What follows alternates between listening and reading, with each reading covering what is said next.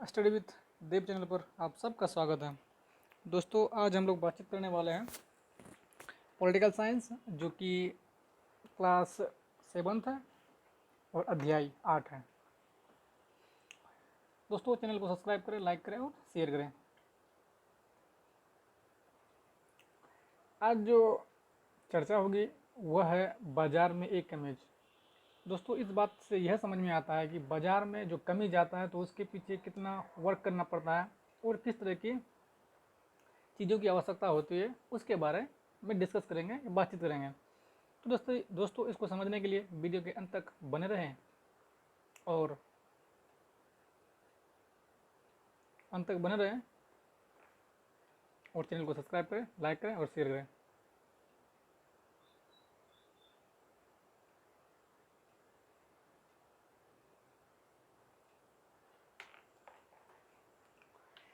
यह अध्याय हमें एक कमीज की कहानी बताता है।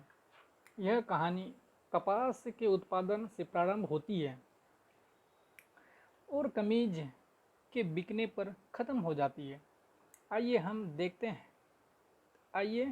देखें कि बाजारों की श्रृंखला कपास उगाने वाले को सुपर बाजार में कमीज खरीदने वाले के कैसे जोड़ देते हैं। इस श्रृंखला में हर कड़ी के साथ खरीदारी और बेचना जुड़ा हुआ है। क्या इससे सबको बराबर लाभ होता है या कुछ को दूसरों की अपेक्षा अधिक लाभ होता है? हम यह पता लगाने का प्रयत्न करेंगे।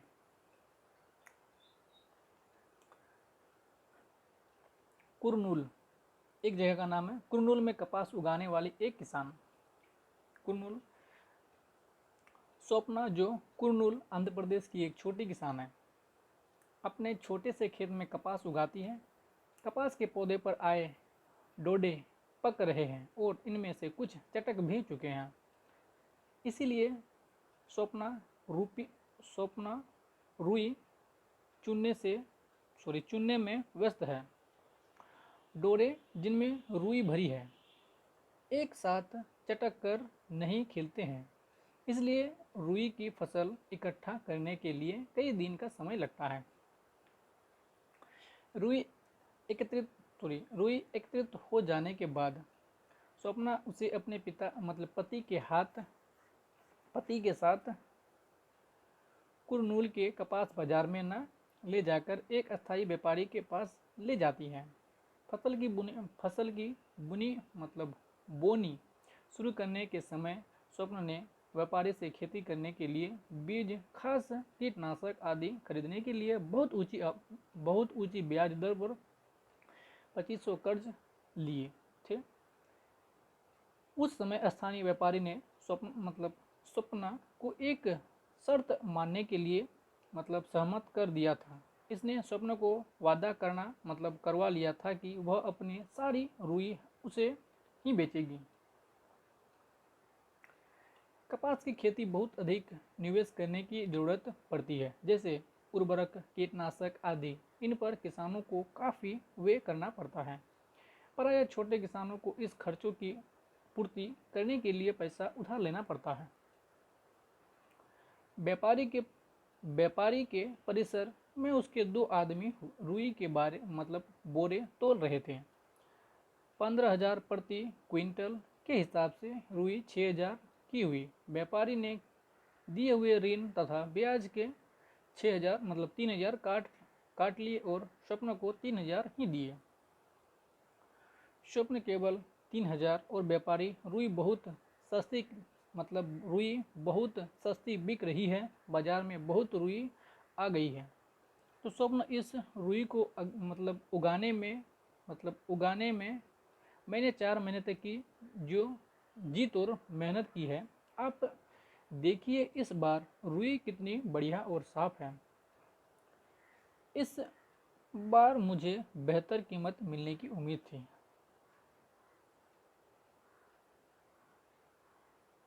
व्यापारी: अम्मा, मैं आपको अच्छी कीमत दे रहा हूँ, दूसरे व्यापारी इतनी भी नहीं देंगे।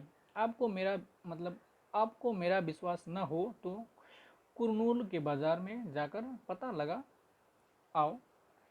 स्वप्न नाराज न हो, मैं भला आप पर कैसे संदेह कर सकती हूँ। मैंने तो केवल उम्मीद की थी कि इस बार रुई की फसल में इतनी आमदनी हो जाएगी कि कुछ महीने का जुगाड़ गुजारा चल सके। यद्यपि स्वप्न जानती है कि कपास कम से कम 1800 रुपया प्रति कुंटल में बिकेगी, लेकिन वह आगे बहस नहीं करती। व्यापारी गांव का शक्तिशाली आदमी है और किसानों को कर्ज के लिए उस पर निर्भर रहना पड़ता है। न केवल खेती के लिए वरन अन्य आवश्यकताओं के लिए भी, जैसे बीमारी, बच्चों की स्कूल की फीस आदि फीस। वर्ष में ऐसा समय भी आता है जब किसानों को कोई काम नहीं मिलता है तो उनकी कोई आय भी नहीं होती है। उस समय केवल ऋण लेकर ही जीवित रहा जा सकता है। कपास की पैदावार करके भी स्वप्न की आय उस आय से बस थोड़ी ही ज़्यादा है जो मजदूरी करके कमा लेती। इरोड का कपड़ा बाजार कहता ईरोड एक रोड नाम है तमिलनाडु में। ईरोड का कपड़ा बाजार तमिलनाडु में सप्ताह में 2 बार लगने वाला ईरोड का कपड़ा बाजार संसार के विश्व बाजार में एक है। समझना, ये बहुत बड़ी बात बोल दिया। क्या संसार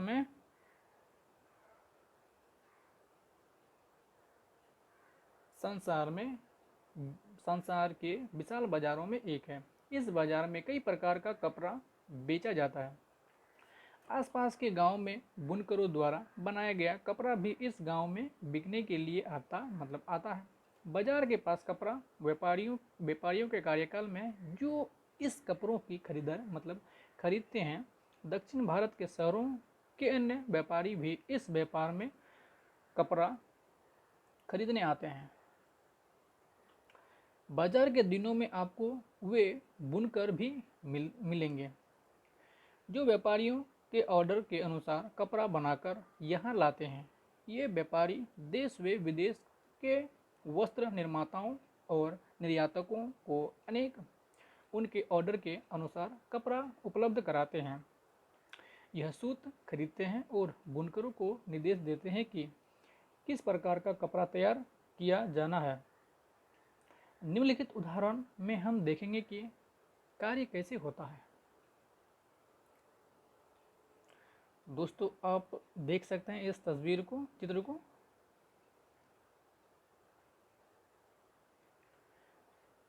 दादन व्यवस्था, बुनकरों द्वारा घर पर कपड़ा तैयार करना। कपड़ा उपलब्ध कराने के जो ऑर्डर मिलते हैं उनके आधार पर व्यापारी बुनकरों के बीच काम बांट देता है। बुनकर व्यापारी से सूत लेते हैं और तैयार कपड़ा देते हैं। इस व्यवस्था में बुनकरों को स्पष्टतः 2 लाभ प्राप्त होता है। बुनकरों को सूत खरीदने के लिए अपना पैसा नहीं लगाना पड़ता है, साथ ही तैयार कपड़ों को बेचने की व्यवस्था भी हो जाती है। बुनकरों को प्रारंभ में ही पता चल जाता है कि इन्हें कौन सा कपड़ा बनाना है और कितना बनाना है। कच्चे माल को प्राप्त करने और तैयार मील की बिक्री के लिए भी व्यापारियों पर बनी निर्भरता के चलते व्यापारियों का बहुत वर्चस्व बन जाता है। वे ऑर्डर देते हैं कि क्या कपड़ा बनाया जाता है और इसके लिए वे बहुत कम मूल्य देते हैं। बुनकरों के पास यह जानने का कोई साधन नहीं है कि वे किसके लिए कपड़ा बना रहे हैं और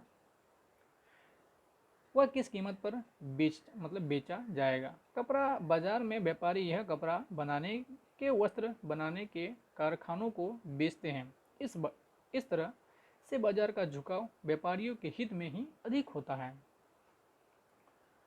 बुनकर अपनी सारी जमा पूंजी लगाकर यह ऊंची ब्याज दर पर ऋण लेकर कर घे खरीदते हैं। करघे खरीदते हैं। एक करघे का मूल्य 20,000 है, इसलिए छोटे बुनकर को भी दो करघरों के लिए लगभग 40,000 का निवेश करना पड़ता है। इस करघरों पर अकेले काम नहीं किया जा सकता।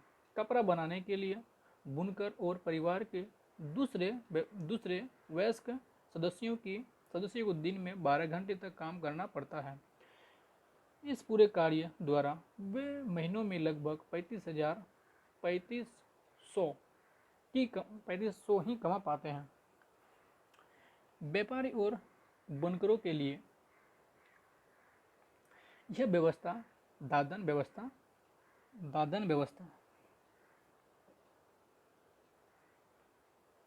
व्यवस्था जिसको बोलते हैं पुटिंग आउट सिस्टम।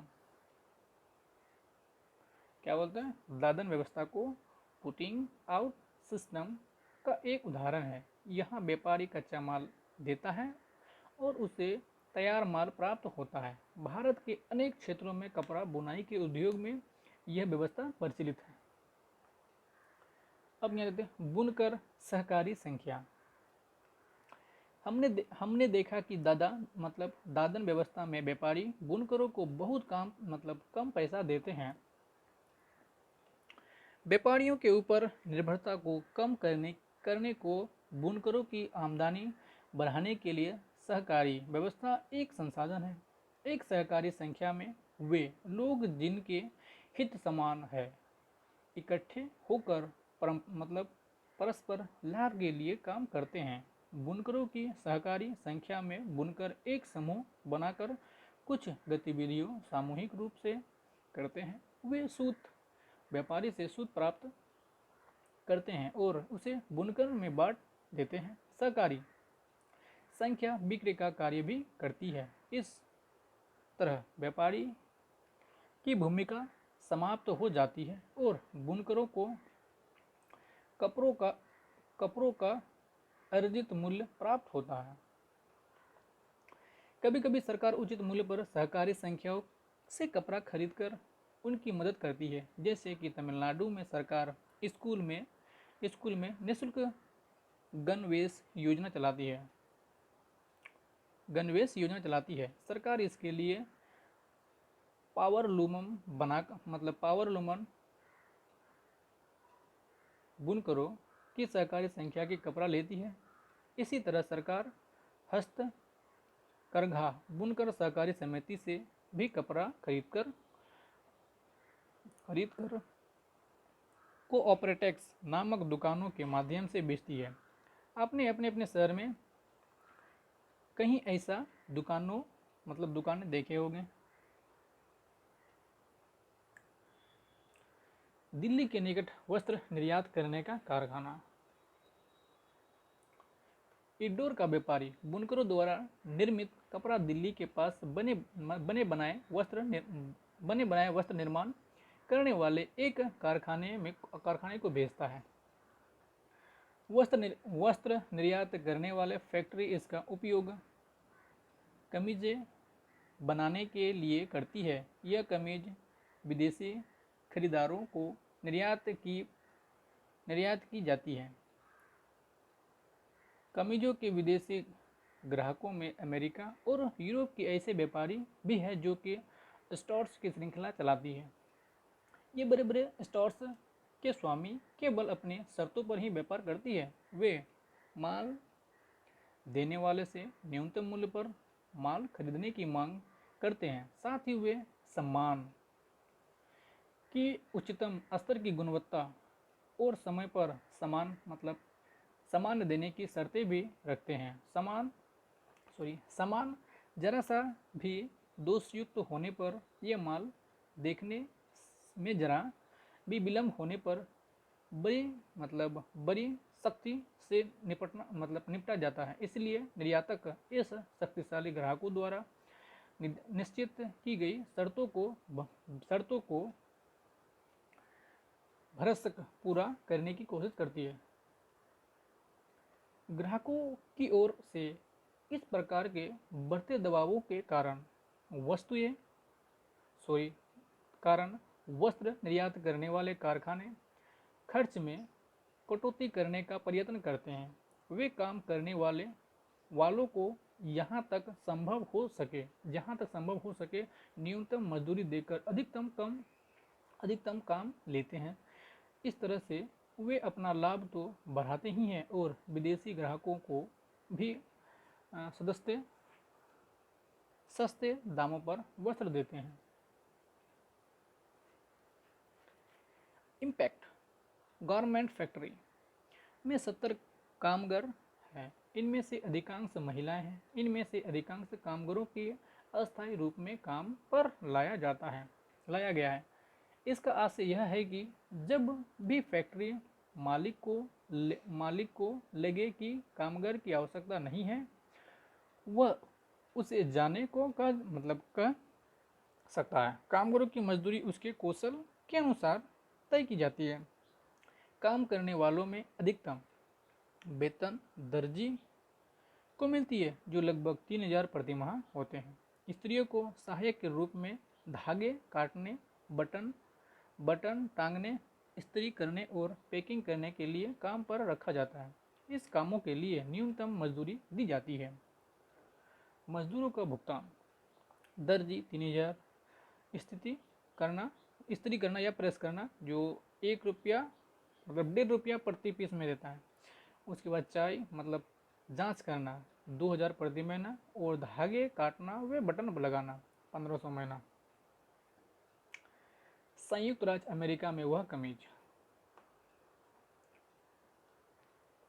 संयुक्त राज्य अमेरिका के कपड़ों की एक बड़ी दुकान पर बहुत सी कमीजें प्रदर्शित की गई है। इसकी कीमत $26 रखी गई है, अर्थात हर कमीज $26 यानी 1800 रुपये में बेची जाएगी। 1800 रुपये में बेची जाएगी। दिए गए चित्र के अनुसार स्थिति स्थानों को पूर्ति करें। कमीजों के व्यवसाय ने दिल्ली के वस्त्र निर्यात में कमीजें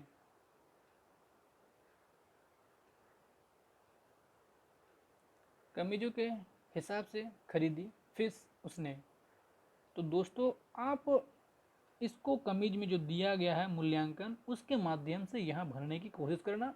अगर आप इसको नहीं भर पाते हैं तो बाद में हम इसको बता देंगे भरने का तरीका।